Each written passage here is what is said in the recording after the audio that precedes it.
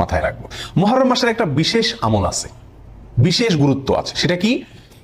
সহিহ মুসলিমের হাদিসে আসছে, নবী করিম সাল্লাল্লাহু আলাইহি ওয়াসাল্লাম ইরশাদ করেছেন যে আফদালুস সিয়ামি বা'দা রমাদান শাহরুল্লাহিল মুহররম, রমজানের পরে সবচেয়ে উত্তম রোজার মাস হলো মুহররম মাস, আল্লাহর মাস মুহররম মাস। নবী সাল্লাল্লাহু আলাইহি ওয়াসাল্লাম এখানে কি বলেছেন?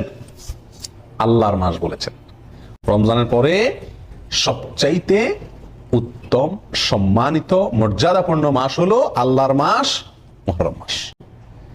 অর্থাৎ রমজানের পরে নফল রোজার শ্রেষ্ঠ মাস, নফল রোজার শ্রেষ্ঠ মাস হলো মুহররম মাস। নবী সাল্লাল্লাহু আলাইহি ওয়াসাল্লাম যে মাসকে নফল রোজার জন্য সবচেয়ে শ্রেষ্ঠ বলেছেন, সেই মাসে আমরা আশুরার রোজা বাদ দিই। আশুরার একটা বিশেষ তাৎপর্য আছে। মাস হিসাবে মুহররম মাসে নফল রোজা রাখার তৌফিক কয়জন মানুষের হয় বলেন? খুবই কম।